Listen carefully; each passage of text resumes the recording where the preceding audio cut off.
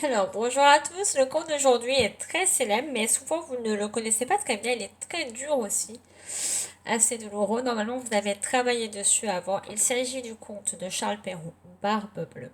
Terrible conte, vous allez voir. Il était une fois un homme fort riche qui devait partir en voyage d'affaires.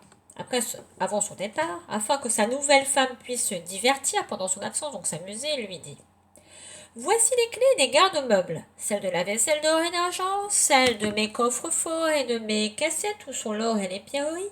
Voici le passe-partout. Cette petite clé est celle du cabinet de l'appartement bas. Ouvrez tout, allez partout.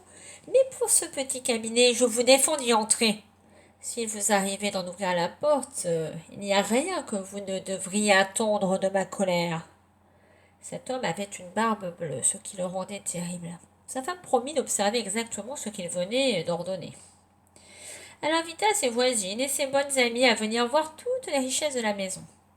Les voilà à parcourir, émerveiller les chambres, les cabinets, les garde-robes et les garde-meubles. Toutes ces dames s'amusaient beaucoup, sauf la jeune femme qui était impatiente d'aller ouvrir le cabinet de l'appartement bas. Elle quitta sa compagnie et descendit par un petit escalier dérobé, l'air caché.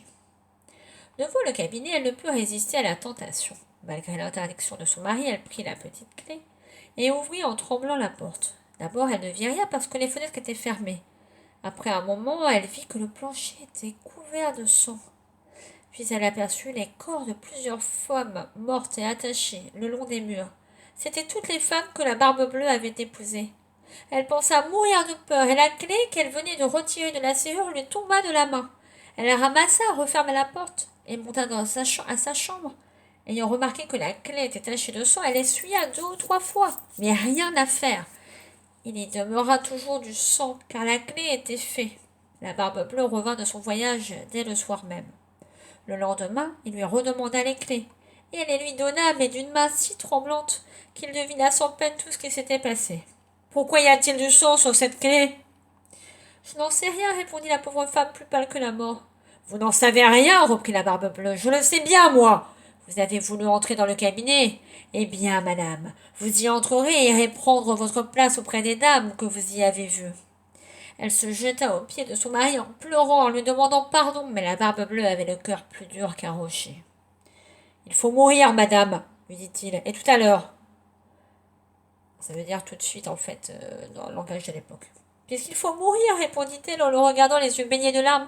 Donnez-moi un peu de temps pour prier Dieu. Je vous donne un quart d'heure. Lorsqu'elle fut seule, elle appela sa sœur et lui dit: Ma sœur Anne, monte sur le toit de la tour pour voir si mes frères ne viennent point. Ils m'ont promis qu'ils viendraient me voir aujourd'hui. Et si tu les vois, fais-leur signe de se hâter, car d'aller vite. La sœur Anne monta sur le haut de la tour et la pauvre affligée lui criait de temps en temps: Anne, ma sœur Anne, ne vois-tu rien venir? Et sa sœur lui répondait: Je ne vois que le soleil qui poudroie l'herbe qui verdoie. Descends donc vite! Descends donc vite! Criait la Barbe Bleue, ou je monterai là-haut. Je m'en vais, répondait-elle, et puis elle criait: Anne, ma sœur Anne, ne vois-tu rien venir? Je vois, répondit la sœur, une grosse poussière qui vient de ce côté-ci. Sont-ce mes frères? Hélas, non, ma sœur, c'est un troupeau de moutons. Ne veux-tu pas descendre? Criait-il. Encore un moment. Anne, ma sœur Anne, ne vois-tu rien venir? Je vois, répondit-elle, 2 cavaliers qui viennent de ce côté-ci. Mais ils sont bien loin encore. Dieu soit loué, s'écria-t-elle un moment après. Ce sont mes frères. Je leur fais signe tant que je puis de se hâter. La Barbe Bleue prit d'une main les cheveux de sa femme et de l'autre, levant le couteau en l'air, il allait lui abattre la tête. Se tournant vers lui, elle le pria de lui donner un petit moment pour se recueillir. Non, non, dit-il, recommande-toi bien à Dieu en levant son bras. Dans ce moment, on heurta si fort à la porte que la Barbe Bleue s'arrêta tout court. On ouvrit, et aussitôt on vit entrer 2 cavaliers qui, mettant l'épée à la main, coururent droit à la Barbe Bleue. Les 2 frères lui passèrent leur épée à travers du corps et le laissèrent mort. La pauvre femme était presque aussi morte que son mari. Elle se releva tout de même pour embrasser ses frères.